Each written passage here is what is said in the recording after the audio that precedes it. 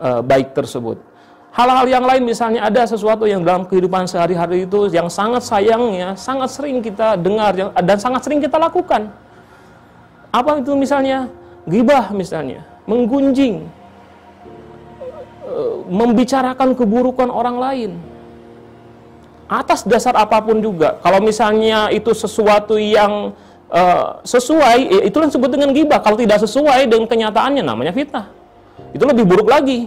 Tapi ketika misalnya kita ada sesuatu yang perbuatan buruk, keburukan yang terjadi pada saudara kita sesama muslim, sesama mukmin, dan kemudian kita sebut-sebutkan, kita ghibah, kita pergunjingkan, itu juga salah satu amalan. Menggunjing, ghibah, itu adalah salah satu amalan yang sangat buruk yang akan membuat amalan baik kita itu akan hilang. Hilangnya kemana? Tertransfer kepada orang yang kita ghibah. Sangat penting sekali kepada ini saudara-saudaraku sekalian gitu kan ya, yang kita tahulah sekarang ini di beberapa tempat ada banyak muncul ghirah keislaman yang dilakukan oleh anak-anak muda. Tentu saja ini adalah sesuatu yang sangat kita syukuri. Kita dorong anak-anak muda kita untuk masuk ke dalam dunia Islam dan kemudian menjalankan Islam secara kafah. Banyak yang kemudian sholat, melakukan sholat, ibadah sholat, malam hari sholat tahajud, berpuasa, rajin sekali, bersedekah banyak. Akan tetapi ingat bahwa perbuatan-perbuatan tersebut, amal-amal baik tersebut adalah sesuatu yang harus kita jaga dengan baik-baik. Dan salah satu hal yang sangat mungkin akan membuat amalan-amalan tersebut menjadi gugur dan terbakar adalah perbuatan ghibah, menggunjing, membicarakan keburukan-keburukan orang lain. Nah, di dalam surah kembali ke surah Al-Hujurat ayat di surat Al-Hujurat ayat 2 ini disebutkan bahwa yang bisa menggugurkan amal perbuatan itu diantaranya adalah yang disebut dalam konteksnya ayat surah Al-Hujurat ayat 2 ini adalah meninggikan suara ketika sedang berbicara kepada Rasulullah Shallallahu Alaihi Wasallam. Luar biasa ya kedudukan Rasulullah di sini.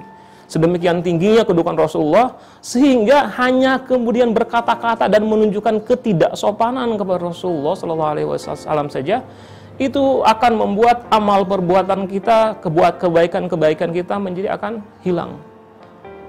Dan itu tentu saja konteksnya kalau misalnya dikembalikan kepada apa yang sudah pernah kita bahas pada sesi-sesi sebelumnya. Itu yang dimaksud dengan meninggikan suara di atas suara Nabi. Mungkin ada yang bertanya begini, ini kan konteksnya zaman dulu, berarti hanya terkait dengan para sahabat. Zaman sekarang bagaimana ini yang disebut dengan meninggikan suara di atas suara Nabi ini?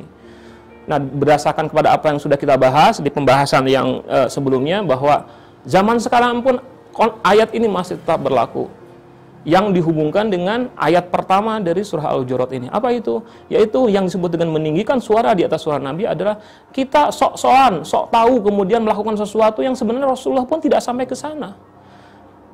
Ketika kita melakukan Islam, menjalani Islam, mendakwahkannya secara berlebih-lebihan, melebihi dari apa yang sudah digariskan oleh Rasulullah, melebihi dari apa yang sudah dicontohkan oleh Rasulullah, maka dipastikan bahwa itu adalah salah satu tindakan yang melampaui atau menyalahi apa yang telah dicontohkan oleh Rasulullah. Kita sekarang sangat ini juga termasuk hal yang perlu saya tekankan, saudara-saudaraku yang saat ini sangat banyak sekali fenomena orang-orang yang giroh keislamannya sangat tinggi, akan tetapi bersikap berlebih-lebihan. Kita menyebutnya ekstrim, kita menyebutnya ifrat dalam bahasa agamanya, atau sebagiannya lagi ada yang mengatakannya sebagai bentuk radikalisme di dalam Islam, berlebih-lebihan di dalam Islam. Itu juga adalah salah satu bentuk dari meninggikan suara di atas suara Nabi. Dan ancamannya seperti yang disampaikan oleh surah Al-Hujurat ayat 2 ini adalah amalan-amalan kita rentan untuk terbakar, rentan untuk hilang, rentan untuk lenyap dan sia-sia, dan kita tidak akan mendapatkannya nanti kelak di akhirat. Itu saja yang bisa saya sampaikan. Mudah-mudahan apa yang tadi saya sampaikan bermanfaat. Billahi taufik wal hidayah. Assalamualaikum warahmatullahi wabarakatuh.